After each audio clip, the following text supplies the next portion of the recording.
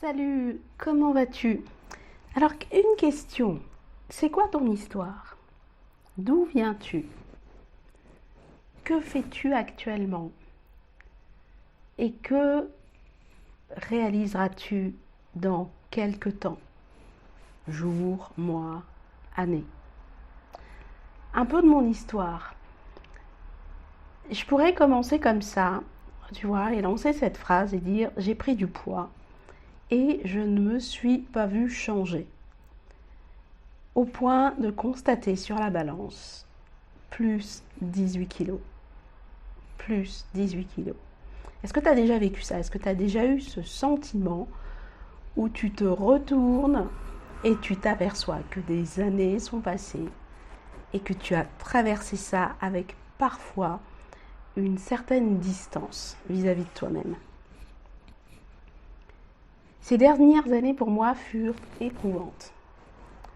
Pour dire ça, tu vois, de manière un peu synthétique, un peu résumée. J'ai vécu beaucoup de transitions, de mutations professionnelles, entre reconversion, de la reconversion professionnelle, entre merde financière, les nuits blanches pour aller au bout des projets, la santé mentale qui en prend un peu un coup, qui en prend un coup et qui se fragilise aussi.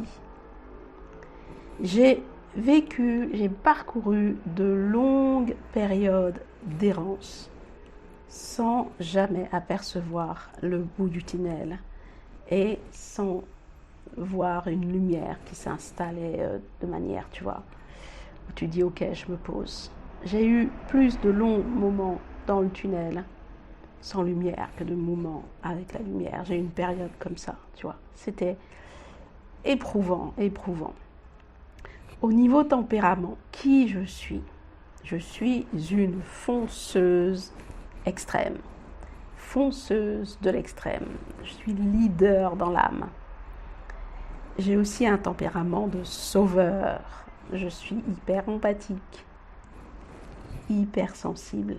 Tu vois, pour citer vraiment les points forts, les points culminants, on va dire. Alors, autant te prévenir que tout ça mis ensemble, ça ne s'est pas toujours bien harmonisé. Pas du tout.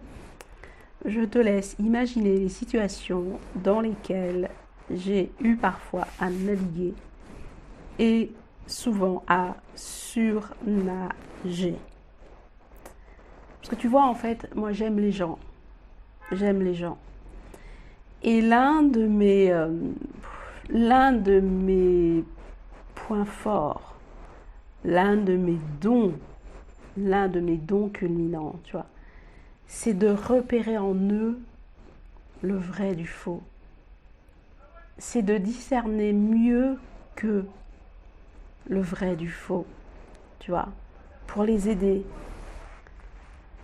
à mettre de la lumière, de la clarté sur leurs dons, sur leurs failles aussi, sur leurs talents, pour les aider à relationner avec eux-mêmes, tu vois, et puis avec les autres. C'est une de mes grandes forces aussi, à aider les groupes à fonctionner ensemble, à fédérer, à mettre les gens ensemble. Tu vois, j'ai cette facilité. Je suis facilitatrice en fait. Facilement, ce terme m'est attribué, tu vois. Eh ben, tu sais quoi? J'ai mis du temps à admettre que ce talent, ce don naturel, parce que c'est vraiment quelque chose de naturel, je ne me l'appliquais pas à moi-même. Ouais, véridique. Je ne me l'appliquais pas à moi-même. C'est comme si j'étais vouée à servir les autres en mode, tu vois, dévotion totale. Et qu'il y avait comme une prison invisible dans laquelle j'étais enfermée. J'étais coupée de mes propres ressentis. J'étais aveuglée aussi de mon propre reflet. Tu vois. Il y avait un truc vraiment hermétique et puissant, tu vois, qui me tenait, qui m'emprisonnait. Tu vois, c'était particulier. J'avais aussi un miroir, et ça, tu vois, je l'avais vu en rêve, je l'avais vu en songe même, je peux utiliser ce terme. Je m'étais vue dans un miroir, mais vraiment trop petit pour moi, vraiment étroit. Et mon reflet, je le voyais là-dedans. Alors je te laisse imaginer, j'étais adulte, et je me voyais dans un reflet, un miroir, comme un miroir d'enfant. Tu vois, c'est-à-dire trop petit pour ma taille. Et du coup, c'est cette image-là que j'avais de moi. Elle était faussée, elle était tronquée, elle était volée. Tu vois, elle était volée par ce reflet qui n'était pas adapté. Tu vois, qui me mentait sur moi-même. Tu vois, ma vision était tronquée. Et du coup, ça impactait beaucoup sur qui j'étais au quotidien. Est-ce que ça te parle? Est-ce que ça te parle? Est-ce que ça t'interpelle? Est-ce que ça... Enfin voilà, est-ce que ça te parle? Alors je te parlais de mon apparence au tout début et de ma prise de poids. Eh bien, ce n'est pas anodin. Je sais au fond de moi aujourd'hui que je me suis laissée aller à. Je me suis laissée aller à 3 petits points. Tu vois, et on pourrait mettre plein de choses après ça. Après, c'est sur ces 3 petits points. J'ai lâché par épuisement intérieur. Mais aussi, je le sais, je le sens, par rébellion à des dictats, par rébellion à des injonctions, tu vois. J'ai aussi lâché par exténuation, par ras-le-bol. Plus rien à faire de. J'ai plus envie de. Et alors, tu vois, je me suis laissée aller à cette prise de poids. Et je me suis retournée un jour et j'ai constaté à quel point j'avais pris du poids. Tu vois. Et en fait, j'ai cheminé à travers tout ça. Je m'en rends bien compte maintenant. Il y a un truc qui est flagrant aussi. Il y a un mot qui est important. C'est que, certes, j'ai pris plus de place dans mes vêtements. J'ai pris plus d'ampleur. Mais un mot est important, c'est le mot place. J'ai pris de la place. J'ai pris ma place au travers de cette prise de poids. C'est très bizarre de le dire comme ça, de l'analyser de cette manière. Mais j'ai pris de la place. J'ai pris ma place aussi. Dans mes fringues, dans mon être intérieur, tu vois. J'ai pris corps. J'ai pris plus attention à moi-même de fait. Tu vois, ça m'y a conduit. Ça m'a aussi conduit à me regarder davantage, à m'observer et à incarner pleinement cette nouvelle peau, cette nouvelle apparence, un peu plus rondelette, un peu plus douillette, tu vois. Mais être plus là, être bien plus présent. J'ai vécu des prises de conscience importantes. Je pourrais même parler, tu vois, de renaissance. De renaissance. Tu vois. Pour tout te dire, en pratique, j'ai aussi rompu des liens. Voilà. Avec des codes sociaux, des codes sociétaux. Voilà.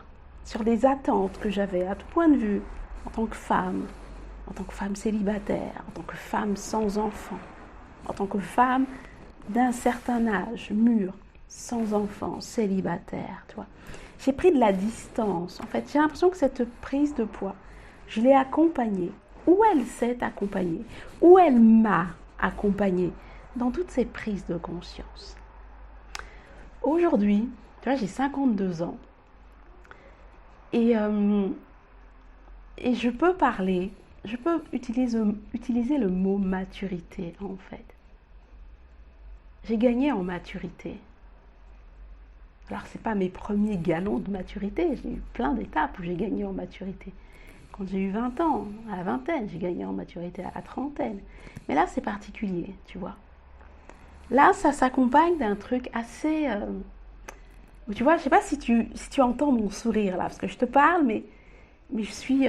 Waouh, il y a une satisfaction. Je suis contente en fait. J'ai atteint une certaine maturité qui est en lien avec... c'est un truc qui est posé. C'est un truc qui est posé où j'ai atteint une certaine harmonie, en fait.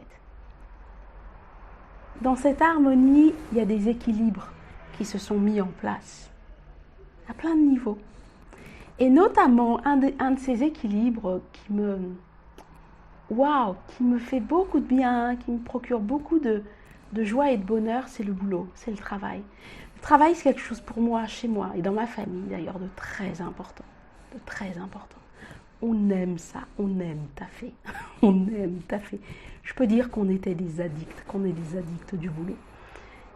Et je travaillais des heures, je travaillais la nuit, je travaillais le jour. J'aimais ça, mais j'étais addict en fait. J'étais esclave du travail. Esclave. Et en fait, j'ai rompu les liens avec tout ça. J'ai compris qu'en vérité, j'ai besoin, et c'est ce que je fais maintenant, j'aime travailler. Donc, je pense que je suis quelqu'un qui fournira toujours des efforts. Parce que je ne fournis pas des efforts. Je ne fournis plus d'efforts pour en fournir. Je fournis des efforts parce que ça m'amuse. Ça m'amuse. Je suis comme un enfant qui prend plaisir à construire quelque chose, puis ensuite à l'observer. Voilà, à m'arrêter, à observer jusqu'à la prochaine construction, tu vois. C'est un kiff. Mais le truc, le mot-clé là-dedans, c'est le kiff. Avant, je bossais parce qu'il fallait bosser. Tu vois, le fameux fallait, il faut. Là, aujourd'hui, j'ai compris que mon équilibre à moi, Lucia, qui aime travailler, qui aime fournir des efforts, que mon équilibre, c'est le plaisir dans tout ça. Et mon plaisir, en fait, à moi, c'est dans le travail, dans les efforts, dans ce que je fais, c'est d'allier ma passion du bien-être, ma passion de la musique, ma passion de prendre soin des autres, de l'accompagnement, d'accompagner. C'est d'allier tout ça, ma passion de l'habitat. Tu vois, c'est d'allier tout ça. Et je crois que j'ai trouvé mon ikigai, en fait. Voilà, tout simplement. J'ai trouvé mon ikigai. Et toi, est-ce que tu l'as trouvé? Est-ce que tu l'as trouvé? Et donc, tu vois, dans cet accompagnement que je propose samedi prochain, là, le 7 août, eh bien, c'est aussi de ça dont il va être question. C'est qu'on va pas y aller en étant autrement que soi. Voilà. Venez comme vous êtes. Venez comme vous êtes. Vraiment, vraiment. Avec vos joies, avec vos tristesses, avec vos limitations, avec vos freins, avec vos blocages. Venez comme vous êtes. Et avec, au travers de la musique, au travers des sons, à travers des outils aussi que j'utilise, au travers du groupe, de tout ce que le groupe peut nous galvaniser. Et je citerai en exemple là, le récent mentoring là, que j'ai fait au mois de juin avec ces 4 personnes qui étaient vraiment, vraiment top. Et elles témoignent, ça sont vraiment leurs mots. C'était galvanisant. Plusieurs, enfin ils étaient 4, au moins 3 sur 4, tu vois, m'ont témoigné des déclics que ça a provoqué en eux. Voilà, des formations qu'ils avaient mis de côté, n'osant pas même demander un crédit pour faire une formation, ne croyant pas suffisamment en eux pour dire qu'en faisant la demande, on allait leur accorder. Et cette demande a été faite et ce crédit est accordé. Et cette personne qui, entre autres, avait projet de démarrer sa formation en naturopathie, c'était la raison pour laquelle elle voulait se reconvertir professionnellement, elle avait initié des changements, ça y est, crédit est fait, crédit est obtenu, inscription est faite, formation va être démarrée. Et moi, je suis contente, en fait. Je suis heureuse d'avoir contribué à ça. Pour d'autres, c'est plus dans le milieu artistique, tu vois. Ça a redonné, ça a remis sur les rails, si je puis dire. Donc, venez comme vous êtes. J'accueille pour cette immersion sonore du samedi 7 août 12 personnes. 12 personnes. 12 personnes. Voilà. Je vous laisse venir à moi. Échangeons. Échangeons. Et voyons comment est-ce que l'on met en place avec toi, avec vous, cette prochaine immersion sonore, ce nouveau format de mentoring. À très vite. Ciao!